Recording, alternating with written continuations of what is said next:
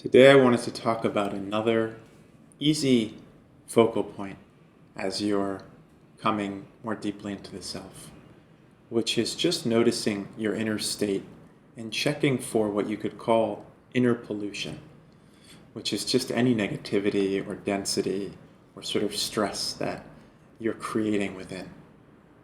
So often we live our lives largely motivated by external prompts or external obligations. We know what we have to do in our day. We know the tasks that we have to, complete. And we focus on fulfilling those obligations, on doing those things that we have to do, getting the things done that we need to get done in order to feel that we have been productive in our day or in order to feel like we've had a good day. But we may not be paying a lot of attention to our inner state during the day and how each of those actions or activities is shifting our inner experience, which, depending on how you're looking within, can seem like kind of an indulgence.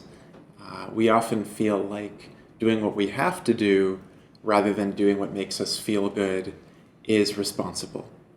Okay? If we're talking about feeling good in the sense of pleasure, like, just doing what you want all day in kind of an addictive way that isn't bringing you into a deeper state of clarity within, then yes, throwing away everything that you have to do and just, indulging in your own pleasure all day would be, sure, irresponsible on some level, I guess. But if you're talking about inner clarity and what brings you more deeply into authenticity and into inner health, into inner balance, then making that your priority is really the only responsible action.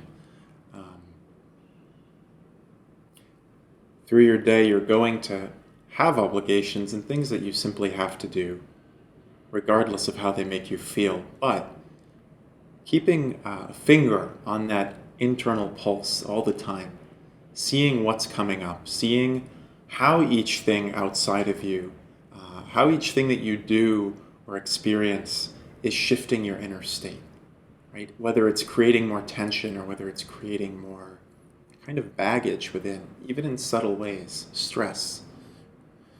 Noticing that is the first step to, I guess, taking responsibility for your inner reality, which is just taking responsibility for reality on a deeper level. Because if you build up a lot of baggage within, a lot of stress within, because you're not paying attention to that inner state, that's eventually going to come out at the world around you.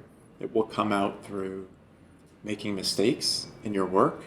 It will come out through lashing out at people. It will come out through a breakdown at its extreme, or depression. It could build up into some sort of depression. It will eventually affect your outer reality quite directly. And even if you're not coming into some state of dysfunction, cleaning up that inner state, there's really no limit to how deeply clean, that's a kind of a weird thing to say, but to how deeply clean and lucid your inner state can become. So even if your life is functioning and you feel relatively stable and it feels relatively sustainable, right? You're not burning yourself out or creating some really drastic imbalance within. You can still come to a deeper balance, a deeper lucidity, a deeper awareness than you're already experiencing. And any return into the self and into a deeper authenticity is about just constantly checking that internal state, checking back in, noticing how do you feel within at each moment in the day. So check as you go through your day, what does each thing feel like inside? And sort of collect data, It doesn't mean that because something doesn't feel good, you have to drop that activity. Maybe it's very important that you do this thing. Maybe it's going to work and you have to get a paycheck, and it's going to feel worse if you stop working because you will not have an income, and that might lead to some serious consequences that feel horrible. So with that awareness, okay, you keep going to work. But if you start to realize that that's really not contributing to your health within, which will ultimately not contribute to anybody's health, because if you're off kilter, you'll start to bring other people off kilter. So if you start to realize that that's just not a healthy situation, you can start looking around for other options. Maybe it will take a while, but you can open to that possibility.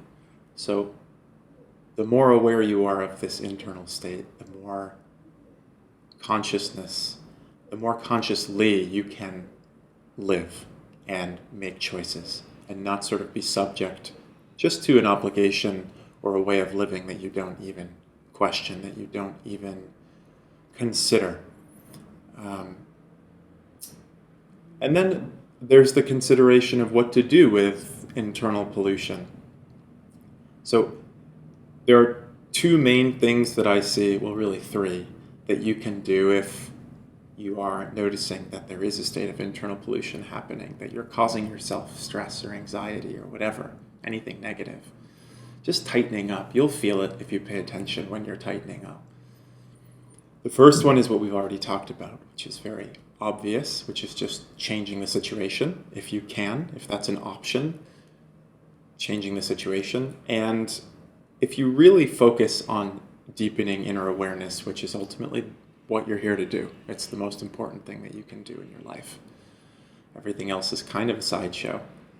If you make that your priority, because as you bring deeper awareness into yourself, you become more available for other people, and you can just kind of do everything with more awareness and more meaning. If you do make that your priority, you might make some pretty significant life shifts in due time when you see the possibility open up in a natural way. You might really move your life completely outside of its current paradigm, or out of the obligations that you're living in right now. So that's one option, and it can really, changing your outer situation can be something that is pretty significant, that you really do make big changes as you start to come within for an outer life that is more in harmony with this inner process of awakening. The other thing that you can do if you can't change the situation, I talked to an 11-year-old, was it yesterday or the day before? An 11-year-old who is in school and who's really starting to consciously experience the pressure of school. She's in a private school. It seems relatively demanding. And I was surprised that she's so young and she's so conscious of this experience. But she was saying, I'm starting to hear a voice in my head now that tells me to study. So I sit down and I know that I have to study right now. But this voice doesn't feel like me, she says, and I don't like it. And I start studying, and my whole body just says, no, I don't want to do this. And she started to ask me, why do I have to do this? What's the point in studying? We're learning very specific things. How are they going to serve me over time? So I first tried to do what any, adult would do and say, well, okay, these things may not seem like they're serving you. Everything that you're studying may seem useless, but you're learning patterns, and even if you're learning very specific details of science, she's learning about seismic patterns and things like this, the nooks and crannies of earthquakes, as far as you will at age 11, but it seemed pretty involved. And she was saying, when am I going to use this? I'm not interested in studying earthquakes. And I was saying, well, okay, but all of this knowledge your understanding of the interconnectedness of reality will serve you in ways that you don't expect. Understanding that science works in a certain way and that the world has certain patterns reinforces your whole understanding of reality in ways that you can't quite conceive of. It's not just about the details. But that answer was not satisfactory to her. I presented it in a way that would make more sense to an 11-year-old, but she didn't like that because she said, okay, but it still doesn't feel right. This does not feel like what I should be doing. And I said, well, what would you do if you weren't doing this? And she said, well, I would play a video game with my friends. And I said, okay, would you do that all day? Wouldn't that get boring? And she said, well, okay, yes, that would get totally boring. But I also do other things. I paint, I make things with clay, I play around with makeup and explore. And as she talked about it, it was very clear that this is what's healthy for her right now. that these creative things are nurturing her and teaching her something, and she instinctively knows that, and that the external obligation that's coming in is probably not healthy for her, and she seems quite aware of the imposition of conditioning that's starting to happen in her life, and she's actively rejecting it. She also said, sometimes I just walk around the apartment and do nothing, and I feel how nice it feels to do nothing. I thought, that's actually kind of a deep experience. There's some awareness of awareness happening there. And she said, I just want to feel free. She even recognized, she said, okay, maybe this sounds crazy, but I just want to feel free. I don't want to feel constantly like there's this thing weighing over me. So you're watching this external conditioning start to present itself in the life of this child.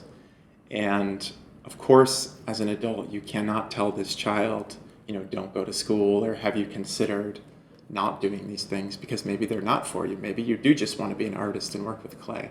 She's too young. I can't create that chaos in her life. So even though it may be best for her, it's not best for her given the situation that she's in, where she has a world that may not understand that there is another path for her, an adult world around her that may not be able to nurture that right now. So the other option, if you can't get out of the situation that you're in, is to stop putting up resistance to it. So you have to study. You're going to study until you graduate. Can you stop fighting with it so much? And it seems like a ridiculous thing because it's such an easy answer. But if you're not going to change the situation, or if you can't change the situation because the external forces are just too powerful, can you just prioritize that inner state anyway? So do the external things that you're obligated to do, but don't put up an internal resistance to them. Because I know from experience that if you put that internal resistance up, over time you build up a huge density, lots of suffering within. So even if you are obligated by external forces, can you allow them to be and not come into direct conflict with them? Which, if you watch yourself do it, if you watch yourself fight, you can feel that you're creating like fire within that burns you. I mean, it's there. And then later you have to deal with it. You've built up all this tension in your system, and it remains like trauma after the external circumstances have passed. So how do you pay attention and just whatever it takes, not create that internal state of conflict within? And then the third option that I experience is something that's almost a little bit more animal, which is just expressing what's coming up. So if there's a lot of tension coming up, sometimes just acting it out. I don't mean like theater, although that's actually an option too. Actually, art would kind of fall into this category.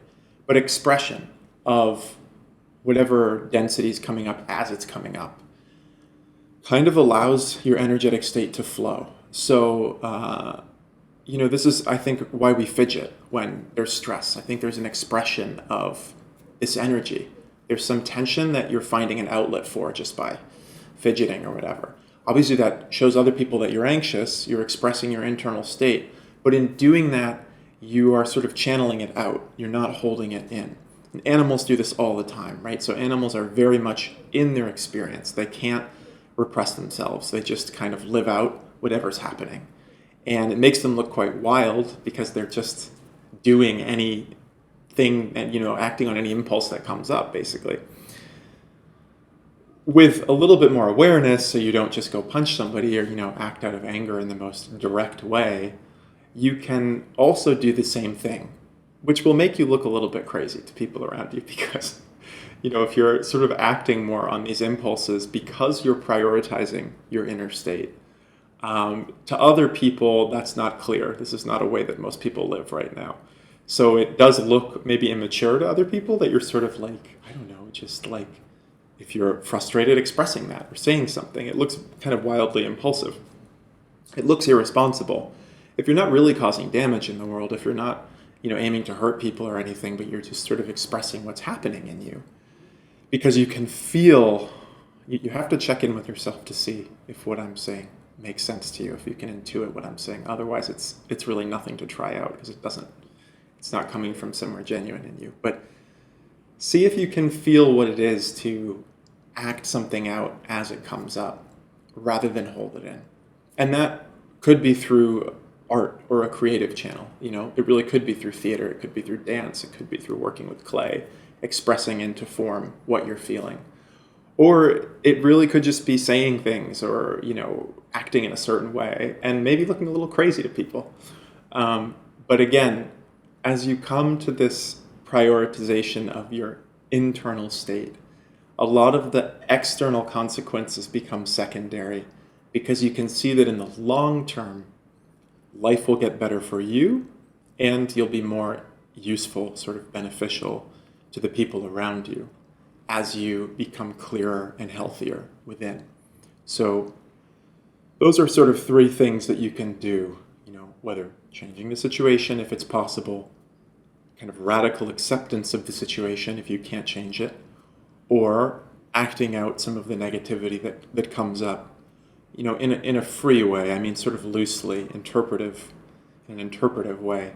That doesn't mean sort of going and, hurting people, but just kind of like letting these energies out is another way, which is similar to acceptance. It's just creating a channel for that energy so that it doesn't become blocked.